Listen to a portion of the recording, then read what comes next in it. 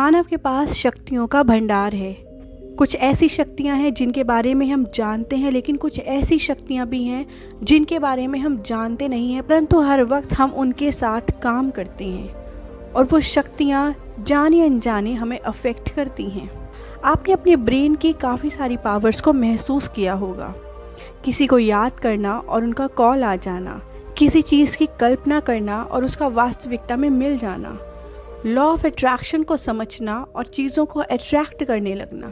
इसी तरह हमारे माइंड की एक और पावर भी है, एक ऐसी पावर जिससे पता लगता है कि हम अपनी इमेजिनेशन से भी ज़्यादा शक्तिशाली हैं। हम अपने आप को बदल लें तो पता नहीं क्या क्या चीज़ बदल सकती हैं, अपनी ज़िंदगी को ऊपर से नीचे तक बदल कर रख सकती हैं। आज की किताब है यू आर द प्लेसिबो, जिसके लेखक हैं जो डिस्पेंजा। नमस्कार दोस्तों, आपका स्वागत है मेरे चैनल यूनिवर्स ऑफ बुक्स में। हमेशा की तरह इस बार भी मेरा ग्रैटिट्यूड आप लोगों के लिए है। आप मेरे चैनल को इतना प्यार देते हैं, इस पर इतना समय बिताते हैं, ऑडियो बुक्स को पसंद करते हैं और बहुत ही सुंदर मोटिवेशनल कमेंट्स करते हैं। इससे ज़्यादा खुशी की बात हो ही नहीं सकती। Thank you so much for being the part of this channel universe of books. शुरू करते हैं। डॉक्टर जॉय डिस्पेंजा एक न्यूरो साइंटिस्ट हैं, कायरोप्रैक्टर हैं और राइटर भी हैं। इन्होंने यह किताब अपने पर्सनल एक्सपीरियंस के बाद लिखी है। उनके जीवन में उनको रीढ़ की हड्डी की चोट का सामना करना पड़ा और अपने ब्रेन की पावर से खुद को संभाल लिया और अपनी इस चोट को ठीक कर लिया। जिन प्रिंसिपल्स को उन्होंने लागू किया, अब उन्हीं प्रिंसिपल्स को वो लोगों को बताती हैं। ये तो हम सब जानते हैं कि ब्रेन के पास हील करने की पावर होती है। अगर हम अपने घर की छोटी छोटी बातों में देखें तो हम कुछ चीज़ों को अपने स्वास्थ्य के साथ जोड़ लेते हैं। हम सभी जानते हैं, आज भी हमारे घरों में जब किसी को नज़र लगती है तो हम कई तरीक़ों से नज़र उतारते हैं और हमारा विश्वास होता है कि इससे नज़र उतर जाएगी। नज़र उतारने की विधि के साथ साथ हमारे ब्रेन की पावर उसमें काम करती है, क्योंकि ब्रेन को यह पूर्ण विश्वास है कि नज़र उतर चुकी है। इसी बात को सिद्ध करते हुए डॉक्टर जॉय डिस्पेंजा कहते हैं कि मानव के ब्रेन में हमारी बॉडी को हील करने की पावर होती है। इसके बारे में तब पता चला जब प्लेसिबो पर रिसर्च की जा रही थी। अगर हम सबसे आसान शब्दों में प्लेसिबो को समझें तो एक ऐसी मेडिसिन जो मेडिसिन है ही नहीं। प्लेसिबो का मतलब होता है मेडिसिन के नाम पर कोई ऐसी चीज़ देना जो मेडिसिन है ही नहीं। फिर चाहे वो कोई मीठी गोली हो या नमक हो या ऐसा कुछ भी हो जिसे हम दवाई मानकर चलते हैं, परंतु वो कोई काम नहीं करता। साइंटिस्ट ने रिसर्च की तो पाया जिन लोगों को प्लेसिबो दिया गया, यानी कि ऐसी दवाई दी गई जो वास्तव में दवा ही नहीं है, उन लोगों के स्वास्थ्य में सुधार हुआ। जब लोगों को ये विश्वास होने लगा और उनका ब्रेन ये मानने लगा कि वो असली दवाई ले रही हैं, तो उनका शरीर असली दवाई लेने वाले व्यक्तियों की तरह ही सही होने लगा। कई बार ऐसी रिसर्च हुई जिसमें मरीज को यह बताया गया कि उनकी सर्जरी की जाएगी और वास्तव में सर्जरी की ही नहीं गई, लेकिन मरीज स्वस्थ हो गया। इसी तरह किसी बीमारी को ठीक करने के लिए उस बीमारी के लिए दिए जाने वाले इंजेक्शन को ना देकर सलाइन इंजेक्शन दिया गया। सलाइन इंजेक्शन ने भी वही काम किया जो उस बीमारी के लिए जो इंजेक्शन था वो कर रहा था। इस सब से हमें पता चलता है कि यहाँ पर दवाई की नहीं, दवाई से ज़्यादा दिमाग की पावर काम करती है। हम कैसा सोचते हैं, हमारे क्या विश्वास है और हम कितनी शिद्दत के साथ तथ्यों पर विश्वास करते हैं, ये हमारी सिचुएशंस को सुधारने में और बिगाड़ने में हमारी हेल्प करता है। जब हम प्लेसिबो के इतने वंडरफुल उदाहरणों को समझ चुके हैं तो क्या हम इससे अपनी ज़िंदगी को बदल सकते हैं? जी हाँ, जब मीठी गोली खाकर रोगों को ठीक किया जा सकता है तो कुछ दवाई जैसे विचारों से अपने जीवन को भी तो ठीक किया जा सकता है। और ये ऐसे विचार होंगे जिनको हमें अपनी हकीकत समझना होगा, हमें अपनी नई रियलिटी बनानी होगी। बदलना तो हर कोई चाहता है, हर तरीके से अपने आप को बदलना चाहता है, लेकिन एक अच्छे विचार को सोचना उसके लिए बहुत मुश्किल होता है। अगर खुद को बदलना है तो एक छोटे से और बेहतरीन विचार के साथ शुरुआत करनी होगी। हमें अपनी सच्चाई खुद बनानी होगी। आप क्या सोचते हैं और किस काम को चुनते हैं, उससे ही आपकी पर्सनैलिटी बनती है। अगर आप अपनी पर्सनैलिटी को फिर से इम्प्रूव करना चाहते हैं तो सोच को बदलना होगा। आज आप अपनी लाइफ में जो भी फेस कर रही हैं वो आपकी सोची हुई चीज़ों का ही परिणाम है।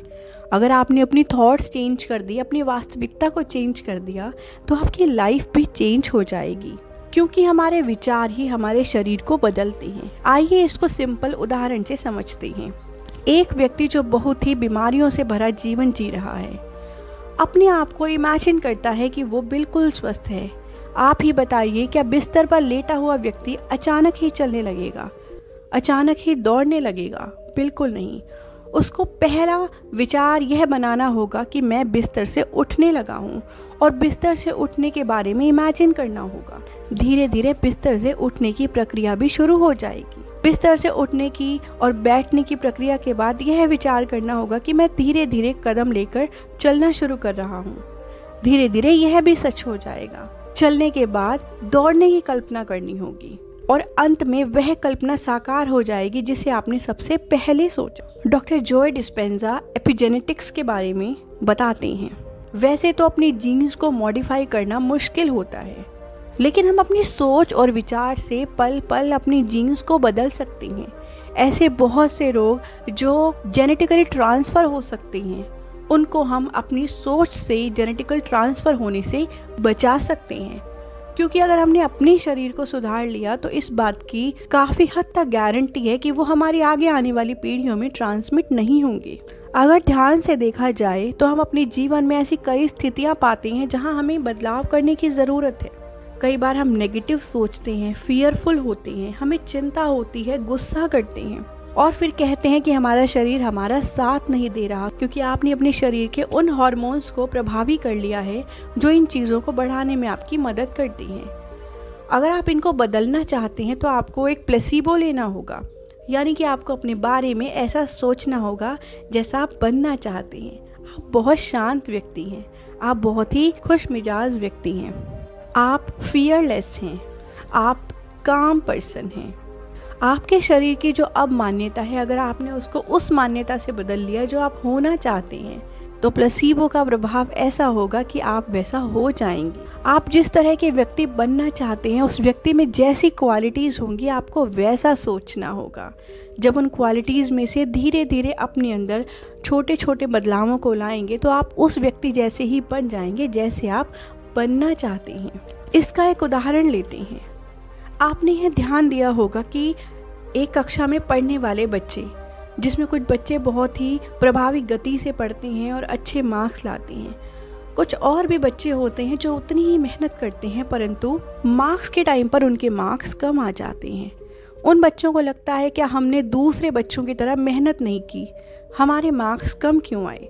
अगर आप इन दोनों विद्यार्थियों की ब्रेन पैटर्न की तुलना करेंगे तो आप पाएंगे दोनों ही बच्चे भले ही बराबर मेहनत कर रहे थे परंतु अपनी मेहनत के प्रति कितने जागरूक थे, उसमें बहुत अंतर है। जहाँ एक बच्चा मेहनत कर रहा था, पॉजिटिव था और उसको विश्वास था कि मैं इतने बेहतरीन तरीके से पढ़ रहा हूँ, मेरे मार्क्स सही ही आएंगे, वो सही आए।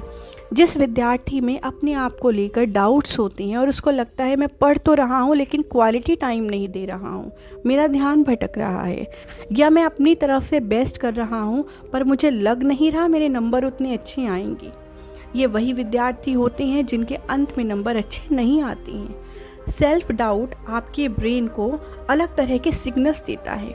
आपका ब्रेन ये एक्सेप्ट करने लगता है कि आप भली भांति काम नहीं कर रही हैं। जब आप बेटर काम कर ही नहीं रहे हैं तो बेटर रिजल्ट कैसे आएंगे।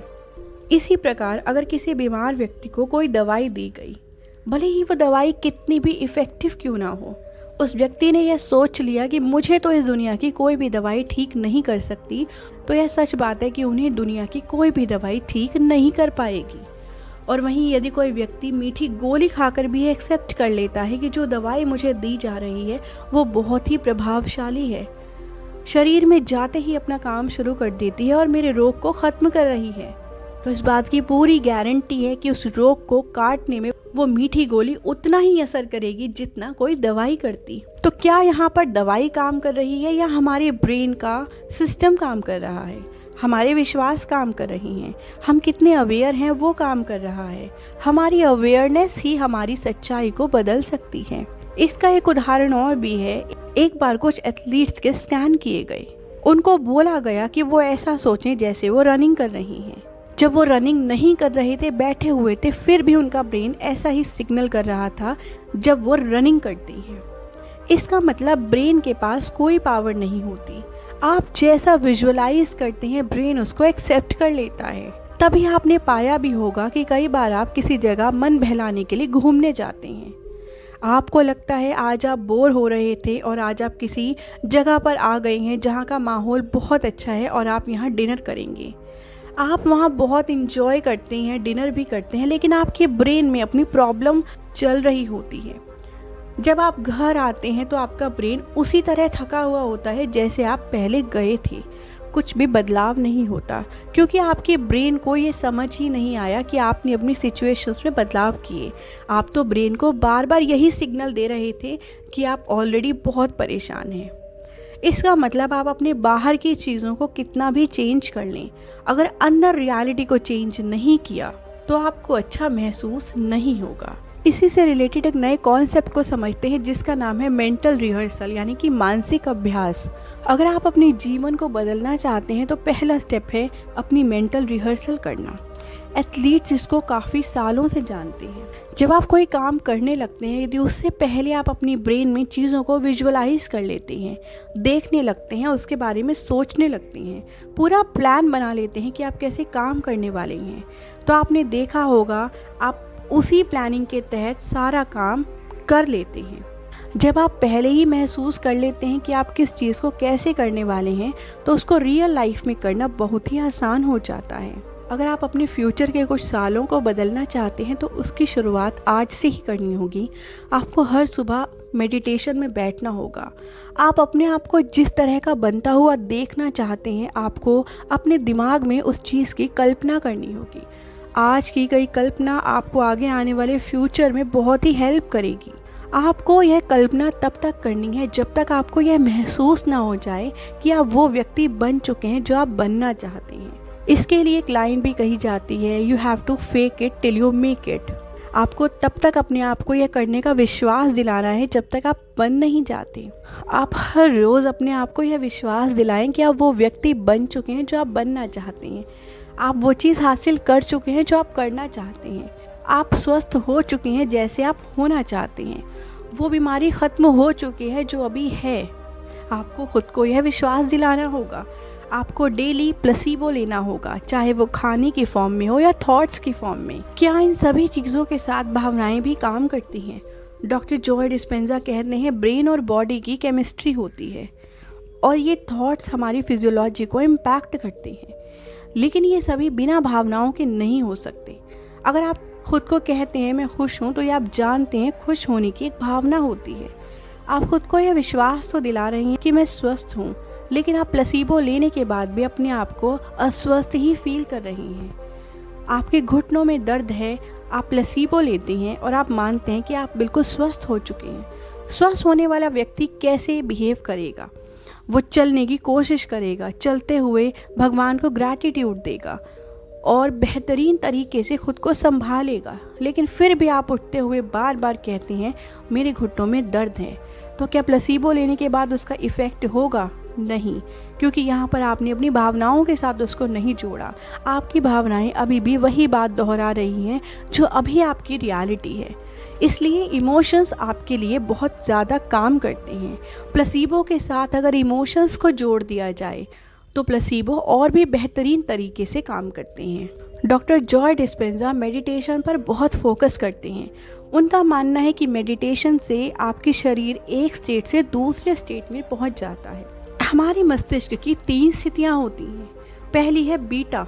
बीटा वो सिचुएशन होती है जहां हम पूरा दिन काम करते हैं, हम सोचते हैं और काम करते हैं, पूरा दिन अपने दिनचर्या को चलाते हैं। ये वो स्टेट है जहां हम सभी नॉर्मली अपने दिन का काफ़ी ज़्यादा हिस्सा बिताते हैं। दूसरा स्टेट है अल्फा स्टेट। ये वो स्टेट है जब हमें अच्छा लगता है, जब हम थोड़ा कम सोचते हैं, जब हमारा मन शांत होता है। ऐसा तब होता है जब हमें कोई चीज़ अच्छी लग रही होती है। जैसे मान लीजिए आप कहीं घूमने आए हैं और हरियाली देखकर खुश हो रही हैं, टहल रही हैं, नहा रही हैं। जब आपको अच्छा महसूस हो रहा है तो आप अल्फा सिचुएशन में हैं। इसके बाद आती है थीटा सिचुएशन, जिसमें बहुत ही कम लोग पहुंच पाते हैं। यहाँ ध्यान शुरू होता है। जब ध्यान शुरू होता है तो आपके मन के विचार खत्म होने लगते हैं और जो रियलिटी आप अपने जीवन में पाना चाहते हैं वो रियलिटी ब्रेन में बनने लगती है। हमारी अपनी तरफ अवेयरनेस बढ़ने लगती है, हम विजुअलाइज कर पाते हैं, हमारा विजुअलाइजेशन हायर लेवल पर काम करता है। थीटा वो स्टेट है जब हमारा दिमाग पूर्ण रूप से खुला हुआ होता है। इस समय हम अपने ब्रेन को जो भी सिग्नल देते हैं वो पूर्ण रूप से हमारी हकीकत बन जाता है। जब हम प्लेसिबो लेते हैं तो उसके साथ साथ हमें थीटा स्टेट में जाना होता है, तभी वो प्लेसिबो हमारे लिए एक्चुअल रेमेडी की तरह काम करता है। जब हम पूरा दिन काम कर रहे होते हैं, मल्टीटास्किंग करते हैं, हमारा ध्यान हमारे अंदर होता ही नहीं है, तो वो अवस्था बीटा अवस्था होती है और बीटा अवस्था में हम प्लेसिबो के सफल होने की उम्मीद कर ही नहीं सकते। इसलिए जॉय डिस्पेंजा कहते हैं क्योंकि ब्रेन यह बता ही नहीं सकता क्या सच है और क्या झूठ। जिस तरह का विजुअलाइजेशन आप ब्रेन को दिखाते हैं, ब्रेन उसको सच मान लेता है। इसलिए अगर आप ब्रेन को बार बार सेम तरह का विजुअलाइजेशन दिखाएंगे तो ब्रेन वही करने वाला है। आप आज ब्रेन को सिग्नल देते हैं, आज आप स्वस्थ हैं, कल देते हैं, कल आपको समय नहीं मिला, आप पूरा दिन बीटा स्टेट में रहे और आपने ब्रेन को सिग्नल दिया आप बीमार हैं। तीसरे दिन आप स्वस्थ हैं, चौथे दिन आप बीमार हैं। आप ब्रेन को मिक्स्ड सिग्नल देंगे तो मिक्स्ड रियलिटी की ही उम्मीद करनी पड़ेगी। अगर रियलिटी को वाकई में पूर्ण रूप से बदलना चाहते हैं तो कुछ समय रोज थीटा स्टेट में जाना होगा। Doctor Joy Dispenza real life stories भी बताते हैं कि कैसे लोगों ने खुद को हील किया। इसके लिए वो उदाहरण देते हैं कि एक लेडी जिनको कैंसर डायग्नोस हुआ, उन्होंने कहा कि वो मेडिकल ट्रीटमेंट के साथ साथ फोकस्ड मेंटल टेक्निक्स करना चाहती हैं। वो यह रोज़ विजुअलाइज करती थी कि उनकी बॉडी का इम्यून सिस्टम उनके कैंसर सेल्स को मार रहा है। रोज़ यह करने के बाद जब उनका मेडिकल स्कैन्स हुए तो पाया कि उनका ट्यूमर बहुत ही कम हो गया है। दवाइयों का असर बहुत ज़्यादा बढ़ गया और उनकी मेंटल टेक्निक से उन्होंने अपनी बॉडी के इम्यून सिस्टम को इतना पावरफुल बना दिया कि अपने ट्यूमर्स को ख़त्म करने की पूरी कोशिश करने लगी। यह केस बताता है कि किस तरह अगर दवाइयों के साथ साथ कुछ मेंटल टेक्निक्स को फॉलो कर लिया जाए, विजुअलाइजेशन को बेहतरीन तरीके से परफॉर्म किया जाए, तो हम अपने शरीर में कैंसर जैसे रोग को भी ख़त्म कर सकते हैं। एक और उदाहरण देते हुए डॉक्टर जॉय डिस्पेंजा कहते हैं कि एक व्यक्ति को स्पाइनल इंजरी हुई। आप दवाई तो खाते रहेंगे लेकिन आप फिर से उस तरह चल नहीं पाएंगे। उन्होंने अपनी इस रियलिटी को एक्सेप्ट करने से मना कर दिया। उन्होंने मेंटल रिहर्सल का सहारा लिया। उन्होंने दवाइयाँ ली और मेंटल रिहर्सल में खुद को इस तरह इमेजिन किया कि वो बिना किसी पेन के एक्टिविटीज़ को एंजॉय करते हैं, चलते हैं, दौड़ते हैं, भागते हैं और धीरे धीरे उनके शरीर ने रिलीफ दिखाना शुरू कर दिया। कुछ समय की इस मेंटल रिहर्सल के बाद उनकी बॉडी का पेन सिग्निफिकेंटली रिड्यूस हो गया। अगर हम इन स्टोरीज़ की बात करें तो इसमें बहुत सी चीज़ें कॉमन है। पहला, जो दवाइयाँ उनको दी जा रही हैं उन पर पूरा विश्वास करना। आप दवाई खा रहे हैं और उसके बारे में नेगेटिव सोच रहे हैं और साथ में मेंटल टेक्निक्स कर रहे हैं, तो इससे आपकी दवाइयों का प्रभाव कम हो जाएगा। अपनी दवाइयों पर विश्वास करते हुए अपनी सिचुएशंस को इम्प्रूव करने से दवाइयों का भी प्रभाव बढ़ जाता है। जब हमारे अंदर अपनी सिचुएशंस को बदलने का दृढ़ निश्चय होता है तो हमारे विचार और हमारा ब्रेन उसी डायरेक्शन में काम करते हैं। हमें ये समझना भी ज़रूरी है कि हमें अपने शरीर को ठीक करना हो या हमारी सिचुएशंस को, सिर्फ मेंटल रिहर्सल करने से और एक्शन न लेने से उस काम को पूरा होने में देर लगती है। आप ही बताइए, आप कोई बिज़नेस करना चाहते हैं, अपने आप को बिजनेसमैन की नज़र से रोज़ देखते हैं, उसके लिए मेडिटेशन करते हैं, पर बिज़नेस की शुरुआत तो करते ही नहीं। क्या आप बिजनेसमैन बन पाएंगे? बिल्कुल नहीं। आप जिस चीज़ की कल्पना कर रहे हैं उसकी तरफ कोई ना कोई कदम भी तो बढ़ाना होगा। आप अपने आप को स्वस्थ देखना चाहते हैं, उसके लिए मेडिटेशन करते हैं लेकिन दवाई खाते ही नहीं हैं। क्या आप पूर्ण रूप से स्वस्थ हो पाएंगे? नहीं। हमारे शरीर की कुछ अलग डिमांड्स भी होती। दवाइयों को चमत्कारिक औषधि मान लें और उसके साथ साथ मेंटल रिहर्सल को अपना लें तो इससे आपके एफर्ट्स कई गुना बढ़ जाते हैं। जॉय डिस्पेंजा कहते हैं अपने आप को बदलना है तो एक सर्टेन प्लान होना चाहिए। ऐसे ही नहीं किसी भी डायरेक्शन में काम करना शुरू कर दो। जब माइंड क्लियर होता है, गोल्स क्लियर होते हैं, इंटेंशन क्लियर होती है, तभी तो आप काम करना शुरू करते हैं और वह शुरुआत सही डायरेक्शन में होती है। इसके लिए आपको खुद पर विश्वास भी करना होगा कि हाँ, आप अपनी सिचुएशंस को बदल सकते हैं, खुद पर ही विश्वास नहीं होगा तो सिचुएशंस कैसे बदलेंगे। आप अपने जीवन में, अपनी हेल्थ में या अपने किसी भी सिचुएशन में चेंज लाना चाहते हैं तो क्लियरली उसको लिख लें। जब आप लिख लेंगे तो आपका गोल क्लियर हो जाएगा और आप उसी डायरेक्शन में विजुअलाइजेशन करेंगे, उसी डायरेक्शन में प्लेसिबो भी लेंगे। जब आप गोल्स को लिख लेते हैं तो आप अपने आउटकम को विजुअलाइज करिए कि जब वो गोल पूरा हो जाएगा तो आप कैसा महसूस कर रहे होंगे या कैसी सिचुएशन में होंगे। डेली उसको इमेजिन करिए, उसके लिए एक्शन भी लीजिए। डेली इमेजिनेशन करने से और हर दिन का एक एक्शन आपको अपने गोल्स के सबसे ज़्यादा करीब ले जाएगा। जब आपको कोई चीज़ मिल जाती है तो आप कैसा अनुभव करते हैं? आप एक अलग ही वर्ल्ड में होते हैं। उसके लिए आपको ग्रैटिट्यूड भी फॉलो करना होगा। जब आपको कोई चीज़ मिल जाती है तो आप उन सभी लोगों का धन्यवाद करते हैं जिन्होंने आपको वो चीज़ दिलाने में आपकी मदद की है। तो आप जिन लोगों के प्रति भी ग्रैटिट्यूड देना चाहें उनको भी अभी से प्रैक्टिस करना शुरू कीजिए। साथ साथ आपको मेडिटेट भी करना होगा, अपने आप को काम भी रखना होगा। 24 घंटे अपने गोल्स के बारे में ही सोचते रहना और डेस्परेट होना, ये एक ऐसे व्यक्ति की निशानी है जिसको अपने ऊपर विश्वास नहीं है। इसका एक उदाहरण लेते हैं। मान लीजिए एक विद्यार्थी साल के अंत में एक गोल सेट करता है कि वो 90 या 95% स्कोर करेगा। वो इमेजिन भी करता है, ग्रैटिट्यूड भी देता है, विजुअलाइजेशन भी करता है, मेहनत भी कर रहा है। इतना सब करने के बाद भी उसका दिमाग शांत नहीं है। वो हर पल यही सोचता रहता है, मेहनत कर रहा हूँ, पता नहीं क्या होगा। मन में डर आने लगता है, चिंता आने लगती है। आप ही बताइए, क्या वो गोल पूरा हो पाएगा? और अगर गोल पूरा हो भी गया तो क्या वो शांति महसूस कर पाएगा? नहीं। गोल्स को पूरा करने के लिए हमें शांत रहना बहुत ज़रूरी है। आप अपने लिए जिस भी टेक्निक को बेस्ट पाएं वो टेक्निक कर सकती हैं। अगर आपको मेडिटेशन करने से शांति मिलती है आप वो कर सकती हैं। अगर आपको बोलकर ग्रैटिट्यूड देने से शांति मिलती है आप वो कर सकते हैं। यदि आपको कुछ लोगों की बातें सुनकर अपने आप में बहुत ही पीस महसूस होती है आप वो कर सकते हैं। लेकिन अपने आप को शांत स्टेट में रखना बहुत ज़रूरी है। इस प्रकार अपने जीवन में हम प्लेसिबो को परफेक्टली फॉलो कर सकते हैं। हर मोमेंट में, हर काम में, हर गोल में। अगर हमने प्लेसिबो समझ लिया तो अपने जीवन में कितनी ही चीज़ों को सिर्फ अपने विचारों की शक्ति से और अपने विश्वास से बदल सकते हैं। आप सबको ये ऑडियो बुक कैसी लगी मुझे कमेंट्स में ज़रूर बताएं और मैं फिर से आप लोगों का धन्यवाद करती हूँ कि आप सभी इस चैनल को इतना प्यार देते हैं और आगे बढ़ाते हैं। Thank you so much.